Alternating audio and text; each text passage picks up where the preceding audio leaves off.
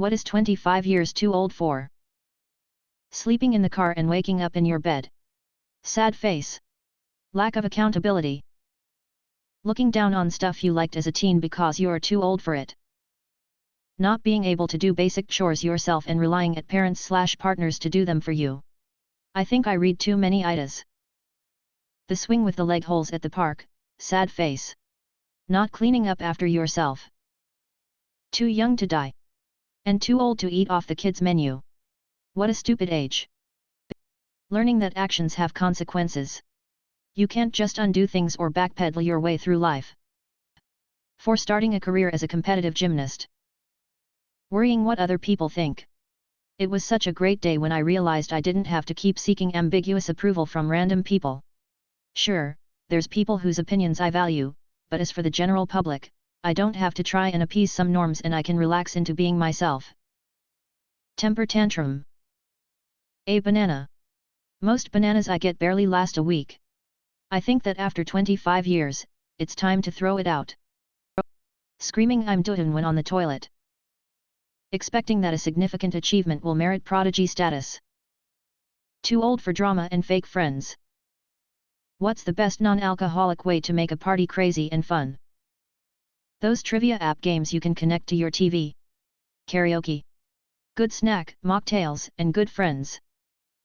Nerf guns. Rent out go-karts. A bag of bulk wigs. Just discreetly place the bag of wigs on a couch or coffee table. Wait and watch. I invited a few couples over, some of them pretty religious and don't drink, but we played adult Mad Libs.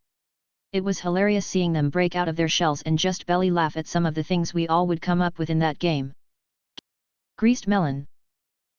Some of the best adult parties I've been to are kids' parties after the kids fall asleep.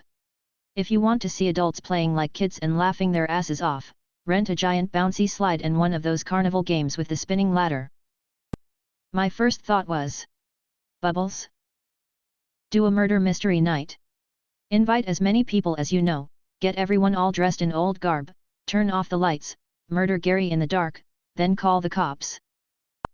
Cards, board games, karaoke, games like Mario Kart or VR games, building competition, Jenga, dominoes, gingerbread houses, toothpicks and marshmallows, hot pot dinners, appetizer party, make your own pizza party, tie-dye, costume party, gift competition, shrinky dinks, Pictionary, marbles, jacks, working out, games like Mafia, Among Us, Who's the Killer, Murderville, Full Virgin Bar for fancy die sober drinks, book club, rage music with lights and glow sticks and streamers, dance party.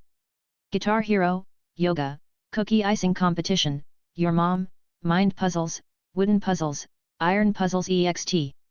Outdoor stand-up/campfire story sharing, jigsaws puzzles, and everything in between. Let a few piglets loose in the house. Games and good food. Give the party non-alcoholic beer and not tell anyone. Drugs. The right type of people. People that can have fun without alcohol make alcohol-free parties fun. What's a movie that bombed at the box office but was actually good? Shawshank Redemption notoriously bombed at the box office and went on to receive critical acclaim. The Thing. For the classic film it is, the 1971 Willy Wonka film didn't do well at the box office and earned lower than the budget was for it. Clue. Given its current reputation, it's hard to believe it didn't make its budget back. It's a Wonderful Life is probably the biggest example of this. It was an absolute flop at the box office. It almost killed the studio that made it. At one point there was some debate about ownership of it and nobody wanted it so TV networks could air it without paying anyone. That's when it started getting shown on TV constantly around Christmas, and it gained its status as one of the best Christmas movies of all time. Matilda. Edit, didn't expect this to blow up lol thanks for the awards, smiley face. Tremors.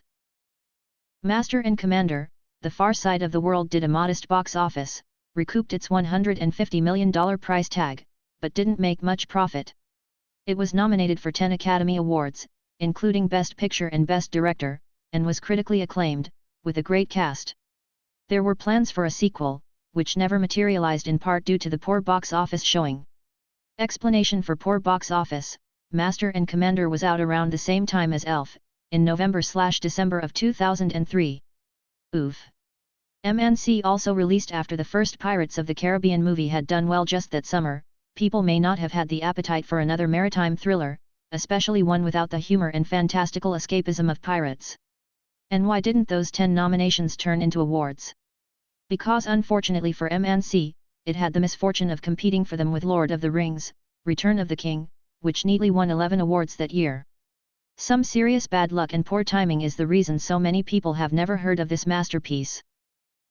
The Princess Bride. Shawshank Redemption. There are hundreds, but Blade Runner comes to my mind first.